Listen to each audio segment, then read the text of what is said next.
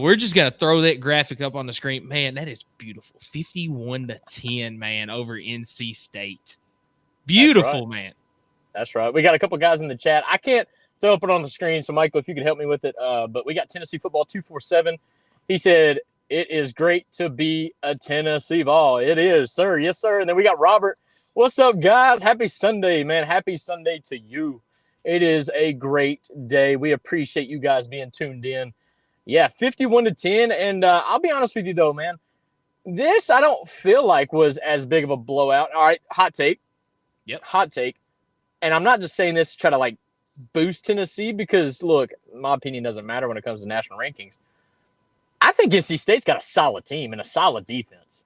Oh, you and I both are in the exact same boat there. I think NC State is going to have a fantastic year. I still think they've got a big shot of making the ACC title game this year. Yeah. They just ran into a buzzsaw at Tennessee. I do think they ran into a play. They ran into a walk-on is what happened. Yeah. Because that flipped the entire game. NC State, we're talking defense first. I'm sorry. We talking Will Brooks first is what we talking here on this show. And NC State's driving. It's 10-3. They're scoring points, whether it's 3 or 7. I mean, they're scoring points. And then all of a sudden, Joshua Josephs comes on the edge, stays at home, plays a great play, forces an errant throw in which Will Brooks is just in the right spot at the right time, takes it to the house, which then makes it 17-3 late in the second quarter. And that completely not just shifted momentum. I mean, that like ripped out NC State's heart, and then we stomped on it. And then what Nico said last week, keep your foot on the throat. And that is exactly what our Vols did during this game. NC State had no chance after halftime. With it being 20-3, we came out and scored immediately. You know, we talk about winning the middle 8. Last 4 minutes in and the first 4 minutes out, Tennessee dominated.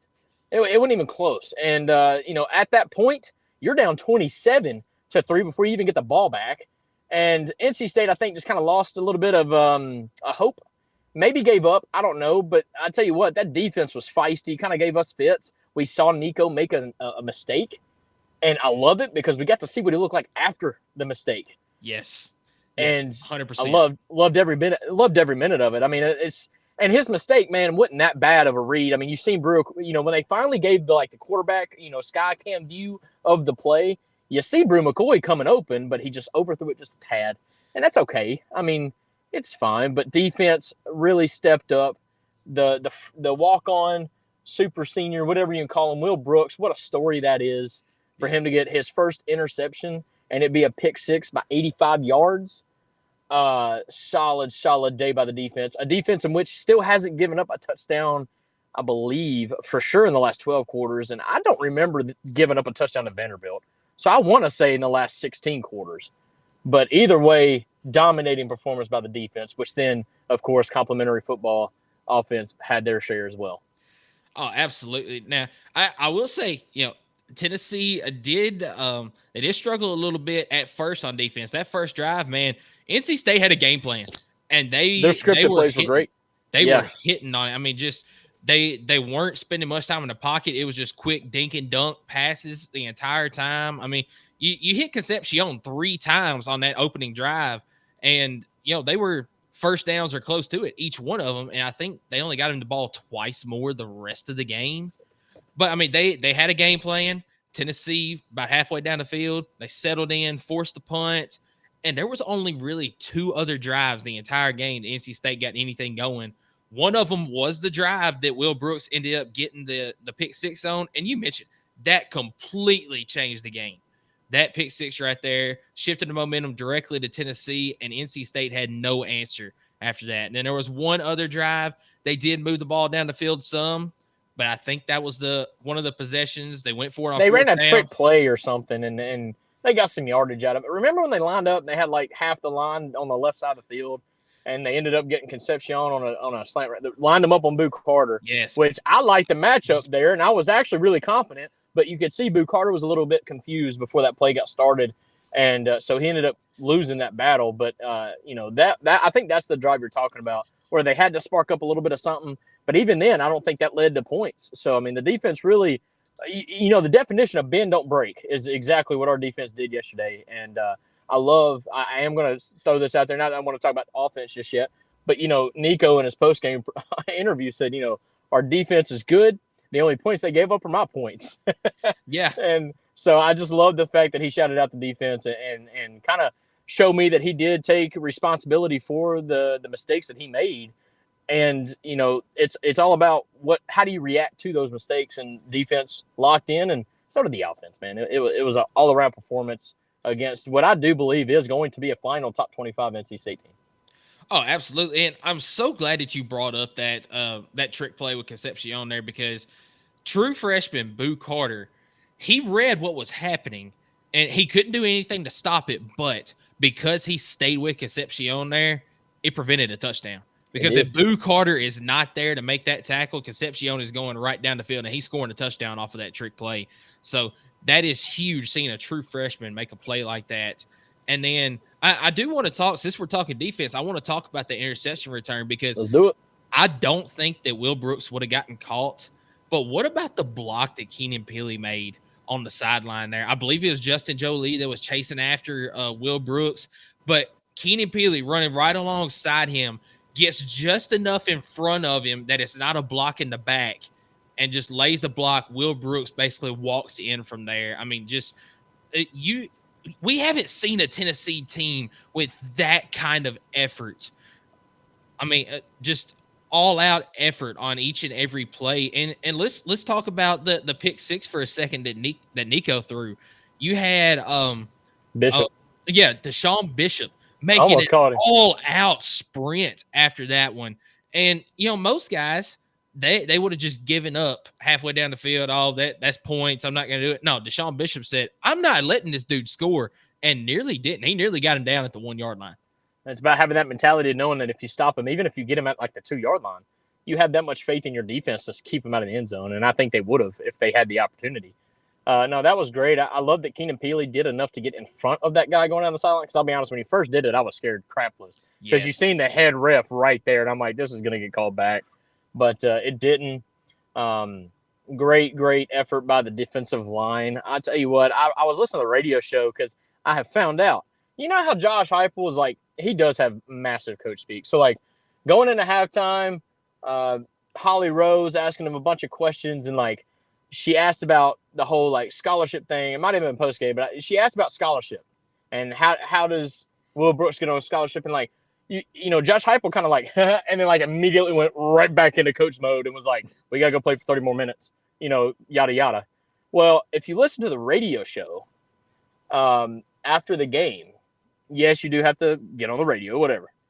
You kind of get a little bit of like Josh Heupel unhinged. Like it's like his true personality. And he was so giddy about this defensive front seven, like emotional about it. Like, man, you know, almost joking about it. He was like, dude, you see us like rotating 4 guys at a time? Like, could you believe that we're doing that now? Like, you know, 2 years ago, we couldn't keep the same 4 on the field because that's the only 4 we had, you know, like, so it's cool to kind of hear his a little bit like off the cuff type stuff when he's not just being all about coaching and saying the right things on TV, but very, very excited about this group. James Pierce Jr. again had a great game, but like still hasn't had that game, but you've got other guys around him stepping up. I mean, we talk about Bryson Easton. He's here on the graphic right here, 4 tackles, tackle for loss. I think he even had like an assisted sack, and I know one of them got their hands up. Dominic Bailey had a great game. Omar Norman Lott, great game. Joshua Josephs doing exactly what you got to do when you're on the opposite side of James Pierce Jr. And we've been talking about that all offseason, who was, you know, he had to step up and be that kind of guy. And he has, and he's doing it. And the way that, because there's so few bad plays, I do want to bring up one, if I may. Yeah, go for it.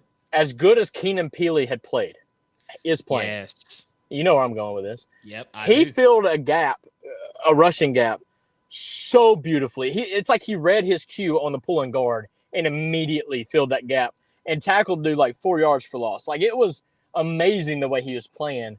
To let something so stupid as to, I don't know who made the play. It might have been Gerard McCoy. Came up and made a great play at the line on a flat route. You know, like a quarterback's last stand. throw it, check it down, and then Gerard McCoy or somebody, I'm sorry if I'm not getting it right, came up, made a great play, and because of Keenan Peely's hustle, but now he did make a decision. He had time, and he made a decision to go ahead and hit that guy one more time, threw a flag. It's a difference between 3rd and 15 to now they got an automatic first down, and the next 2 plays were 12, 15-yard gains, and you've seen how quickly it shifted. Yep. You're about to get a 3-and-out inside the 10-yard line. You make a bonehead move from a very veteran guy who's the father figure of this defense, the leader, the captain. You make a bonehead move. You see how quickly it flipped. Now, luckily, Dominic Bailey stripped the ball. I think it was that drive. Stripped the ball, got the fumble. We get the ball back. It kind of ended their little run there. But you see how quickly things change. This defense isn't a brick wall, as much as we like to think they are. Yeah, they have Walker absolutely agrees with you here in the comments. I mean, you can't have your signal caller making a play like that on defense because it just doesn't set the right example for the other guys. But I mean, you're 100% correct on that. Yeah, but you just see how quickly you lose momentum. I mean, college football is such a momentum game. And NC State was probably about to march down the field, but they just couldn't stop turning over the ball. I mean, this Saturday was all about turnovers. So many turnovers yesterday, not just in our game and several other games that we're going to touch on maybe a little bit in the prediction segment. But, just stuff like that. Like, there were so many good plays, few bad plays. So I wanted to hit on that because there's always room for improvement. And we'll get there. And Keenan Peely knows better. And that's what I think was frustrating about that play.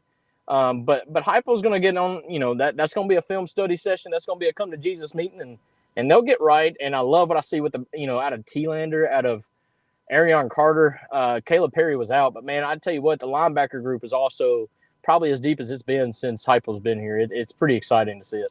Oh, absolutely. And the one thing I want to touch on the defense before we move to the offensive side of the ball is, man, I still have some questions about the secondary. I think we get against a good, not saying NC State's a bad team, but we get against a good team that can slow down our front seven just enough.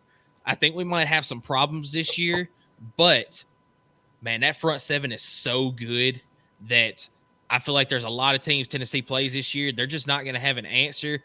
And man, our DBs, even though they're not fully experienced, especially in this style defense, they just fly after every single play. I mean, they fly all over the ball. They're there making tackles as soon as the ball is caught. I love seeing it. Just everyone flying around the ball at all times. So I'm really I'm confident about the defense this year.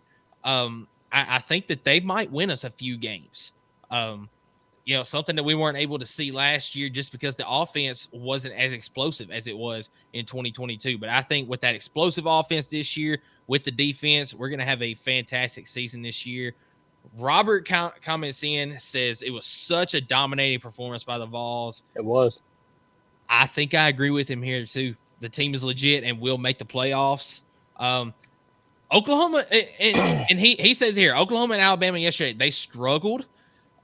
I still think that we're going to get the best that both of these teams have to offer, but I feel really good about Tennessee going into those games as of right now. I had several overreactions to week 1 to week 2, which kind of bit me in the segment picks. But look, guys, Alabama played USF worse last year and still won the SEC. Like, I'm not about to go out here and say that because they struggled to the fourth quarter against USF, that means that we're going to beat them, because that's not how it works, guys. Like, it's not. I'm sorry. It is what it is. I'm not going to go as far as to say that, but back to us, back to how we ran things yesterday. Defense shined, will continue to shine. I'm ready for the world to accept it because there's still some doubt about it. I don't know why. Secondary maybe is a question mark, but I kind of like the physicality I've seen out of it. Look, I understand it drew a penalty, but seeing Ricky Gibson throw the wide receiver like off to the sideline before he could even get a chance to catch the ball, like that kind of excited me a little bit. I mean, that is just uber confident that you can cover your guy for 3 seconds, knowing that the front seven is going to get to the quarterback before scramble drill or whatever. But I like what I've seen out of the defenders so far, and you're seeing a good rotation between those guys too. Christian Harrison, Boo Carter, you're going to see that 50-50 split, 60-40 split between those two probably for the rest of the season. It's just probably how it's going to be. But Jacoby Thomas, what a game. Dude is a dog. What a game. Nobody was really talking about him either. I mean, obviously you knew he transferred in, but solid game. I don't know how he got the sack. That was, I mean, shoestring. Not even shoestring. It was like a hair on a shoe, and we got it. I don't know. Will McCall, you could tell, was a little rushed all night. I mean, I think we blitzed him on half his first 18 dropbacks. He was guessing the whole game. But without further ado, let's talk about the offense. Took a little bit to get started. But Nico struggled a little bit, and we got to see how he, reacted to that. Did a great job. Dylan Sampson's just a steady Eddie in the backfield. You see it down here. Dylan Sampson is a problem for opposing teams' defenses. We were talking about running back room and how good deep we are, but unexperienced. Look, I'm sorry, hot take. We have a clear number one, and then there's a drop off. Dylan Sampson's that good. All right. He's one of those guys. He knows how to get hit too. And I think that's kind of a little bit of an underrated thing about his game. You see him when he runs, and he knows how to get hit without taking like the big hit or get rolled up on. Like, he knows how to fall. I know that sounds dumb and it maybe sounds soft, but he runs through the contact too. So you can't say he's soft, but the way he's able to bounce off hits or tackles or whatnot, he spins away. He's like a freaking, like, I don't know, like a pinball, dude. Like, when he runs through the linebacker in the second level, he's just bouncing off the kids. He is a problem, and I'm loving that we're seeing him in the passing game too. That's something that I felt like we were missing with Jalen Wright and Jabari Small, is that passing game out of the backfield. But I think that is something that Dylan Sampson's going to really be elite at. I think he had like over 170 all-purpose yards, a couple of touchdowns. Definitely was the anchor to the offense, who was chumming in the second half. Yeah, real quick, let's clean up the chat box a little bit. As Robert says, Oklahoma's offense is a mess, and USF showed Alabama's weaknesses. This was the concern I had for Oklahoma going in this year. You lost offensive coordinator Jeff Lebby to Mississippi State. I wondered about the offense. I think that they're going to get some things right, but I think that catching Oklahoma early this year is really going to help Tennessee this year. And then USF, man, we said it last week. Don't sleep on Alex Golish's team. Now, he ended up being overmatched in the fourth quarter. Alabama took control in that fourth quarter, but man, we knew Kalen Bohr was going to have some struggles in year one, and I think we saw that yesterday. Then EJ Brown chimes in. He says the offensive line for Oklahoma will get eaten alive by our defensive line. Right now, I totally agree with you, EJ. I mean, this is a put-together offensive line through the transfer portal, and they're still gelling. So I think that, like I said, catching Oklahoma this early is really going to help Tennessee. Let's see. Robert says getting Bama at home this year is huge. Absolutely. Anytime you can get a SEC team at home, it is huge. So that kind of takes me back to the Oklahoma game. Understand, guys, we're going to be on the road. It's probably going to be a 3:30 or 7 o'clock kick time. So you're going to get Norman at night. Yeah, I mean, I understand, like, on paper, you could have a better team, but how many years we played Florida and on paper had a better team, guys? Like, yeah.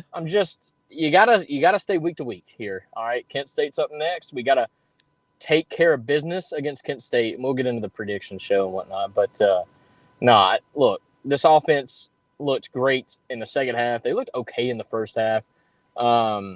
I was kind of upset that Nico didn't have a great day passing, because it really quietened our wide receiver room. I mean, you didn't really get to see Brew, Brazel, or Dante Thornton at all. I don't even think Dante Thornton caught a ball.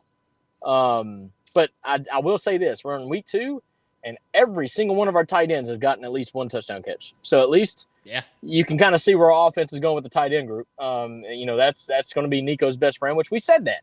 Ethan Davis, we didn't realize how good Miles Kinselman was going to be in week 2, because he had a really not a great showing in week 1. But scramble drill, a play that didn't count, but was probably going to be the play of the game, gets called back over a guy that wasn't even 5 yards down the field. That pissed me off, I'll be honest.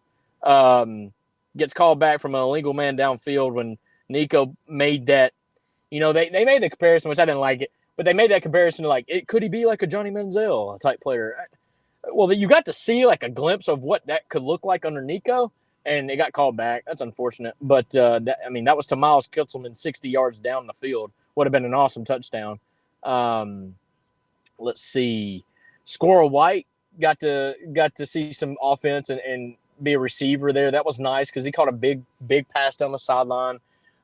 He also underrated play, but he kind of did like the flat thing on a hard play action play, and it was a big third down, I believe. That ended up being like a 20-yard run down the sideline as well, where he smartly went out of bounds. That was a great play, and I love that play. There's a play that I don't like, hot take. I don't like that shovel pass, but it keeps working, so how do I talk crap about it? I don't like it, though, because I feel like it bites us almost more than it helps us. But then you get like a 3rd and 17, and you're like, well, you're not converting.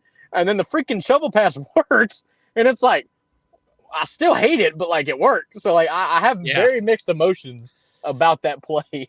But either way, the one thing that concerns me about that is as much as Tennessee uses it, teams are finally going to figure it out, and it's it's going to eventually come to bite Tennessee in the butt. But a couple more comments here. This is going back to Tennessee now. We got a new commenter, one we hadn't seen before, Unsung on YouTube.